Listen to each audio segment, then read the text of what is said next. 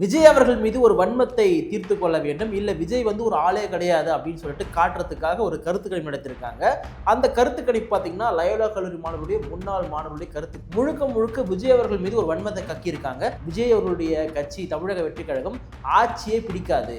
நான் ஒன்று கேட்குறேன், ஆட்சியே பிடிக்காதுன்னு சொல்றதுக்கான உரிமை யாருக்குமே கிடையாது.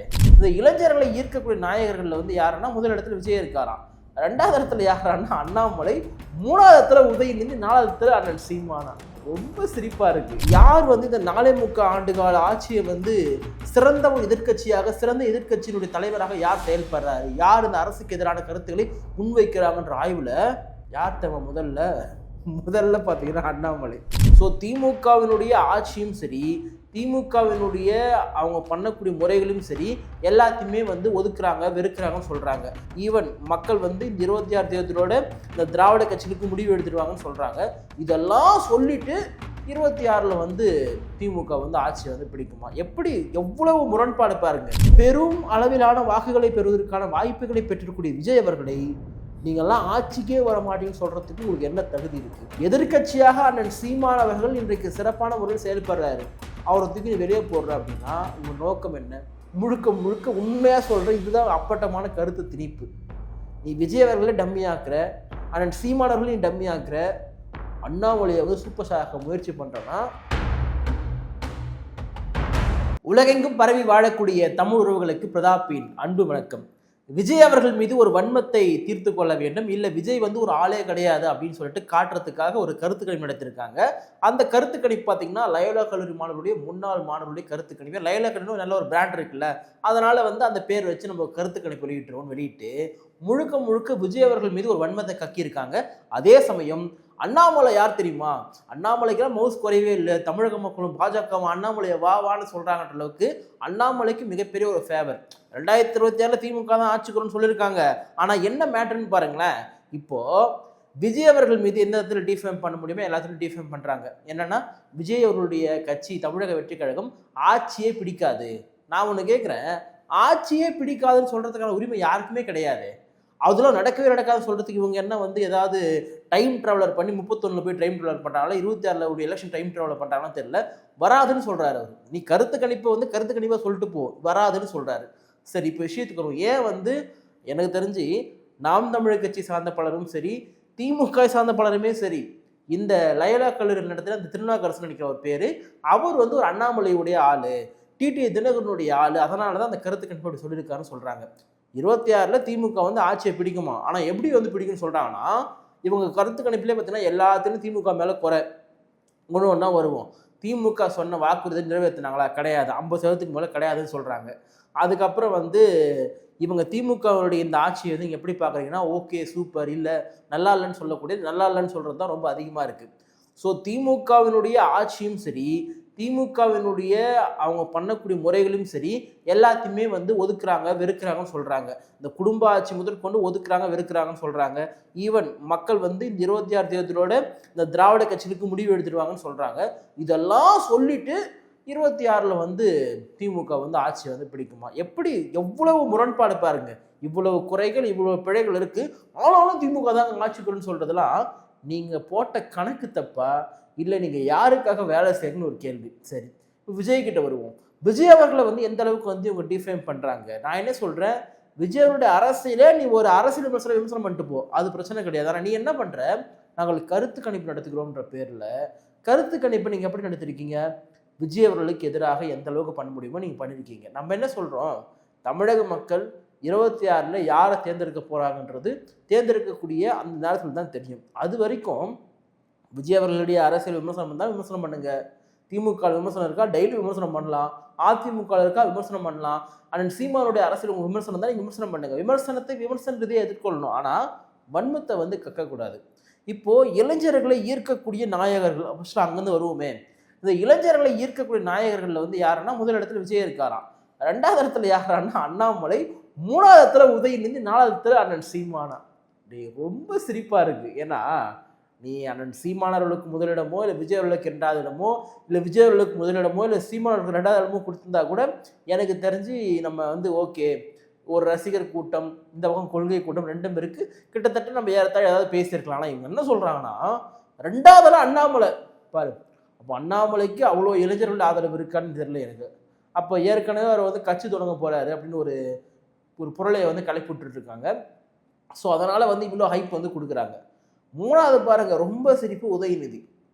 ஒரு ஒரு நகைச்சுவைக்கு உங்களுக்கு ஒரு அளவில்லையான்ற மாதிரி சீமானனை காட்டிலும் உதயநிதி அண்ணாமலையா. எப்படா உருட்டுறீங்க நீங்க? ஒரு உருட்டுக்கு ஒரு அளவு இல்லையா? நீங்க நான் தான் சொல்றியா, இளைஞர்களை ஈர்க்கக்கூடிய இடத்துல நீங்க முதலிடத்துல சீமானோ இல்லை விஜய் அவர்களோ இல்லை நீங்க இப்படி மாற்றி மாற்றி கொடுத்தா கூட நம்ம வந்து பெரிய டிஃப்ரென்ஸ் சொல்லியிருக்க முடியாது. ஆனால் இவங்க என்ன சொல்லிட்டானுங்க, இல்லைப்பா வேற வழி இல்லாமல் விஜய் அவர்களுக்கு கொடுத்துட்டாங்க. இப்போ என்னன்னா அண்ணாமலையை முன்னாடி கொண்டு வரணும். அண்ணாமலையை முன்னாடி கொண்டு வரதுக்காக என்ன பண்ணுறாங்க, ரெண்டாவது இடத்துல தான் வந்து விஜய் அண்ணாமலை வந்து இருக்காரு. அவர் யார் தெரியுமா? படித்தவர் தெரியுமா? அவர் படித்தவர் என்னவெல்லாம் பண்ணுறாருன்றது ஒரு கேள்விக்குறி. சாட்டையெல்லாம் எடுத்து அடிக்கணுமா படித்தவங்கன்றது ரெண்டாவது கேள்விக்குறி. இப்படி பல கேள்விக்குறிகளுக்கும் விமர்சனங்களுக்கும் சொந்தக்காரரான அண்ணாமலையை இளைஞர்களை ஈர்க்கக்கூடிய இரண்டாவது இடம் கொடுக்குறீங்கன்னா அப்போ நீங்கள் ஓப்பனாக தெரிஞ்சு யாருக்காக வேலை செய்கிறீங்கன்னு சொல்லிட்டு. அதுக்கப்புறம் ஒரு உருட்டு இருக்குது. யார் வந்து இந்த 4.25 ஆண்டுகால ஆட்சியை வந்து சிறந்த ஒரு எதிர்கட்சியாக, சிறந்த எதிர்கட்சியினுடைய தலைவராக யார் செயல்படுறாரு, யார் இந்த அரசுக்கு எதிரான கருத்துக்களை முன்வைக்கிறாங்கன்ற ஆய்வில் யார் தேவை? முதல்ல பார்த்தீங்கன்னா அண்ணாமலை. முதல்ல வந்து அண்ணாமலை வந்து இருக்காராம். எப்படி உங்களால் இந்த மாதிரிலாம் உருட்ட முடியுதுன்னு தெரியல. இந்த களத்தில் வந்து நமக்கு விஜய் அவர்கள் இந்த எலெக்ஷன் தொடங்கி ஐ மீன் இந்த அவர் அறிவிப்புக்கு பிறகாக இந்த 2 மாநில மாநாடு அவர் அப்பப்போ பேசுறது அப்பப்போ பேசுகிறாரு. அது எல்லாமே பார்த்தீங்கன்னா பெரிய ஒரு பூம் ஆகுது. அது எல்லாமே பெரிய விமர்சனத்துக்குள்ளாகுது. அண்ணாமலை டெய்லி பேசினாலுமே விமர்சனத்துக்குள்ள ஆகாது. ஆனால் நேரடியாக களத்திலே இந்த இந்த ஆட்சிக்கு எதிராக பல கூட்டங்கள் ஆர்ப்பாட்டங்கள் நடத்துறது நாம் தமிழர் கட்சி சீமான். நீ சீமான் என்ன சொல்லியிருந்தா கூட நம்ம ஆச்சரியப்படுறதுக்கு இல்லை. ஆனால் இவங்க என்ன சொல்கிறாங்க, அண்ணாமலையும் சொல்கிறாங்க. நியாயமாக அந்த இடத்துல முதல் பிளேஸு இத்தனை ஆண்டு காலமாக விஜய் அவர்கள் தான் 2 வருஷமாக தான் பண்ணுறாரு. ஆனால் நீங்கள் சொல்லக்கூட அதே 4.25 ஆண்டு கால ஆட்சியில் வந்து அண்ணன் சீமான் பண்ணிட்டு இருக்காரு. நீ என்ன பண்ணுற, ஒரே உருட்டை எடுத்துகிட்டு போயிட்டு அண்ணாமலைன்னு சொல்லிட்டீங்க. அப்போது உங்களுடைய அஜெண்டா என்பது அண்ணாமலை அவருக்கு வேலை செய்கிறது, சீமானவர்களுக்கு எதிராகவும் விஜய் அவர்களுக்கு எதிராகவும்.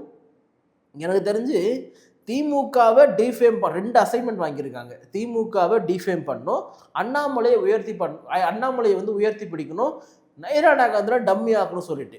பாஜகவினுடைய தலைவராக நைனா நாகேந்திரன் செயல்பாடுகள் எப்படி பார்க்குறீங்க அப்படின்னு கேட்டால் அதுலேயுமே பார்த்தீங்கன்னா பெரிய 0 தான் வந்து நைனா நாகேந்திரனுக்கு.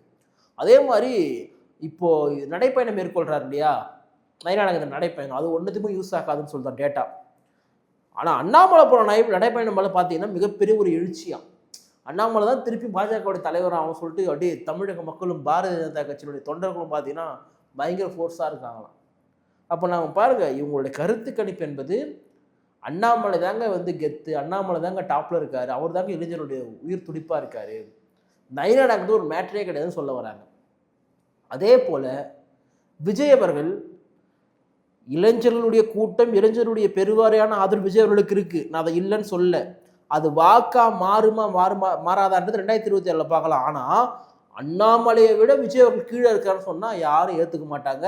அது மிக மோசமான ஒரு பொய்யை நீங்கள் கருத்து கணிப்பு என்ற பெயரில் தெரிவித்திருக்கிறீர்கள்.